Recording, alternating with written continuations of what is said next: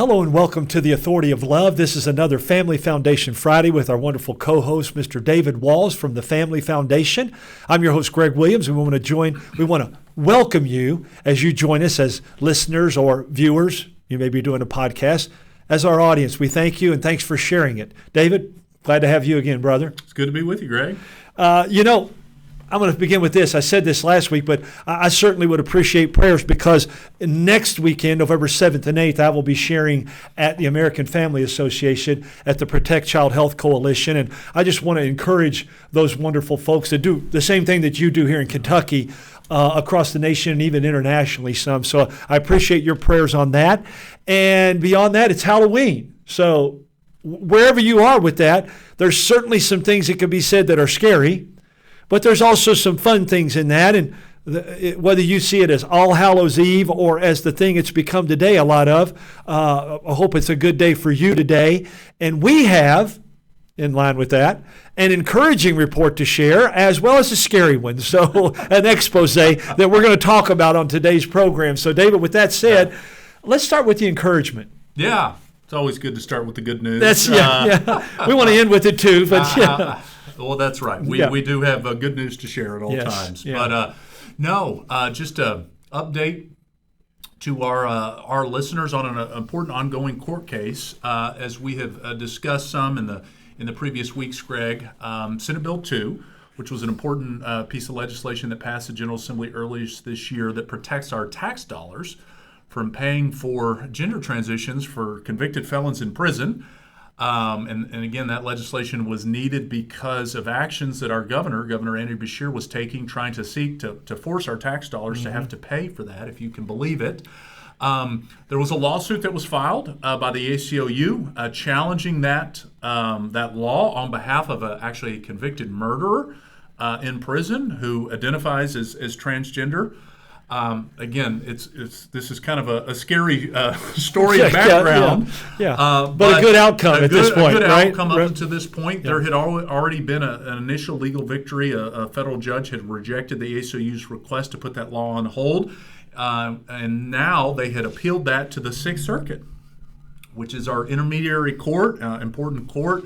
In between the federal judge and before the U.S. Supreme Court. And thankfully, we got news that the Sixth Circuit has also rejected the ACLU's request to put that law on hold while their court challenge plays out. So that means that duly enacted law of the General Assembly will continue to remain in effect. Yes. We continue to be thankful for the work of Attorney General Russell Coleman and his team defending that law that is very necessary. And this court challenge makes it clear that it's necessary, because the reality is what this court challenge means was that our tax dollars were being used to pay for gender transitions and drugs related to that for a convicted murderer here in Kentucky.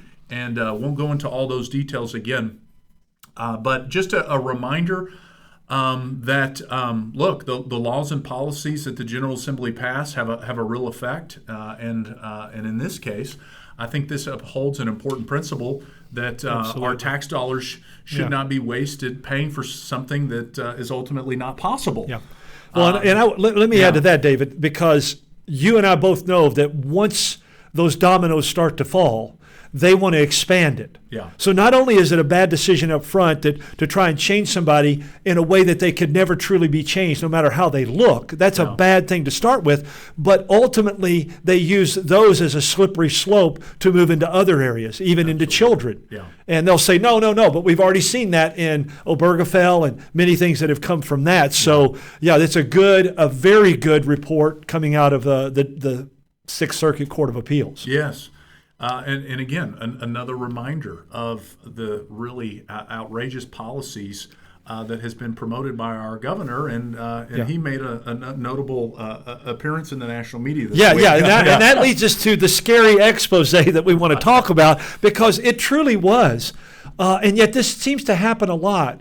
I will say politicians in general, but in particular, on the liberal side, you're going to hear some doublespeak. You're going to hear all kinds of things here, and I know you've covered it, so jump into that. He appeared on a national program, and exposed himself, I think. Yeah, so our governor, as folks know, he is definitely seems to have his sights set on running for president, on being the Democratic nominee for president in 2028. And so he's continued to do a lot of things, seems to be mainly focused outside of Kentucky. Yeah. But he was a guest this past Friday on Real Time with Bill Maher. Which is, look, we fundamentally disagree with Bill Maher on just about everything. Yeah. But I will say he's been pretty objective he's lately. He's an avowed atheist. Yeah. We know, but he has been at least somewhat of an intellectually honest man of the left. Yeah. And he's been willing to, especially over the last 2 years, to really be pointing to the holes in the logic of the transgender movement, and even pointing out to Democrats that this is hurting you politically, running with this radical transgender agenda. And so on the program, and to Bill Maher's credit, in a one-on-one portion of the program where he was just interviewing and talking with our governor, he very specifically asked him a series of questions, or a question related to the governor's veto of two bills.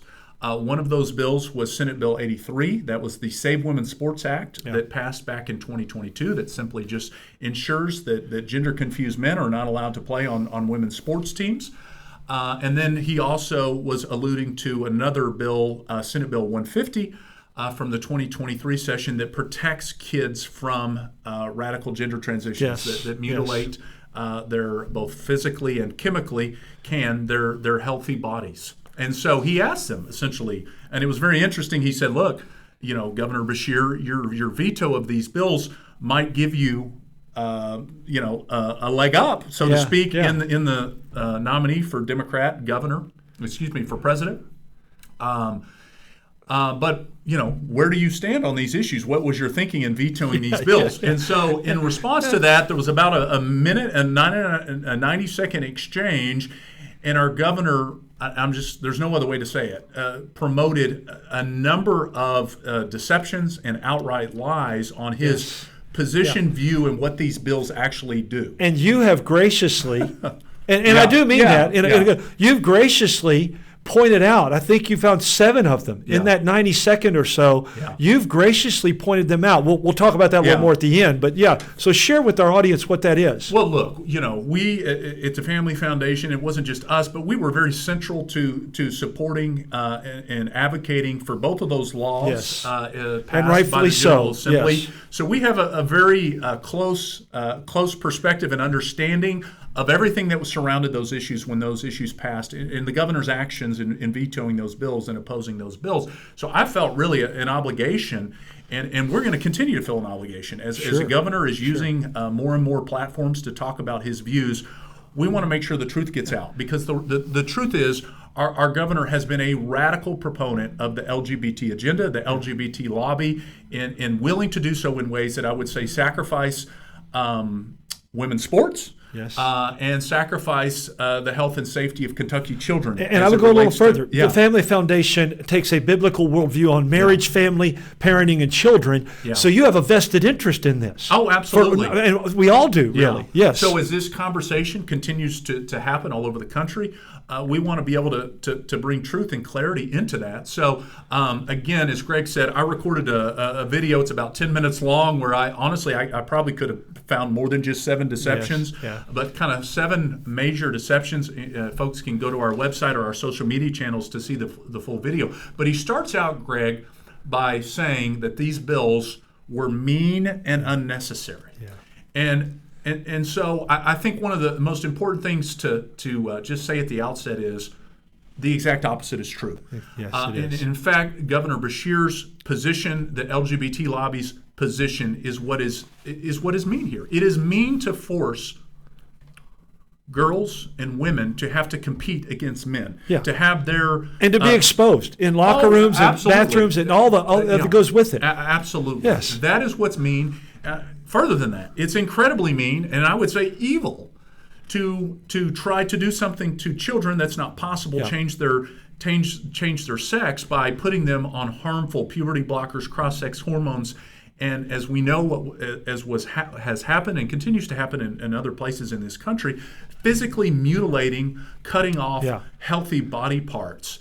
That is what's mean. And so the General Assembly simply acted to protect female sports and simply acted to ban a harmful practice. Yes. And so the reality is the governor is the one that's being mean in continuing to promote that it's somehow okay for men to compete against women, and that we should accept the idea that really for anyone, but certainly for children, that it's okay to do something that's not possible. And the destructive practices of gender mutilation that cannot really accomplish what they're after. Absolutely. Because you can't do that. I know there's more, so continue. Yeah, I mean, so the other one, and again, this is what gets into the deception. So he tried to make the point in not really being clear to the it was very waffling. What these bills were about. He said, these bills were just about, and presumably talking about SB 150, about eliminating different types of therapies for adults and children. Yeah. Well, first off, SB 150 and the bill to ban gender transitions was only about protecting kids. It specifically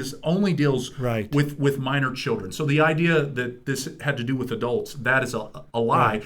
But further, this idea that it had something to do with therapy, look, we reject the idea just completely that somehow performing a gender mutilating procedure or giving them hormones or drugs to that effect is any kind of legitimate therapy. Yeah. It is abuse. Yeah. It is child abuse. And so, again, the governor in this national audience was trying to play fast and loose with his description of these bills. And David, I want to interject here because we've said this before, but I want to say it every time we can. Isn't it interesting that they want to socially, through the media, through education, convert these children through social contagion or through deception itself. Yeah. But then when they come seeking the help to actually know who they are, they call that social conversion and try and outlaw it. Yeah. So he really is playing double speak here and trying to use it for his own agenda, which is destructive. Yeah, and so then he gave some comment essentially saying, well, when Bill Maher pressed him on this, well, certain kind of limitations for kids are appropriate, I think is what he said. Again, this bill was only about protecting kids. He vetoed the bill. Yes. He had a veto statement. He did not indicate in that veto statement, well, that maybe there were some kind of protections in this bill that I could have been on support with. No, he rejected them outright. And in fact, I went back and looked at his veto statement of the bill. He specifically called for improving access for gender mutilating procedures. What they would say is gender affirming care. Exactly the opposite of what he stated there. Absolutely. Go read his words. And so, again, that's just 3 of them, David. That's just 3. If you'd like to see the other 4, again, you can go to our website and go to our social media channels on Facebook and YouTube to see the full video. But look, Greg, and you know this, part of what we're called to do in the Family Foundation is to bring truth and clarity into the public square. Yes. And look, I don't sit around all day going, hey, how can we call out Governor Beshear today? No, he makes it pretty easy, though. I got to give him credit for that. He did in this case. Give him credit for that. He did in this case. And look, I want voters to continue to understand the reality of what Governor Beshear's viewpoints are, because he's going to continue to try to play the card of, I'm just the moderate, I'm just kind of in the middle on these debates, and he's not. Exactly right. Thank you. Thanks again for your prayers for me for next weekend. Thanks for joining us. Thanks for your prayers. Thanks always to the Lord. Make it a great day, and God bless in Christ. I'm your host, Greg Williams, with co-host David Walls, and you're listening to Family Foundation Friday on the Authority of Love.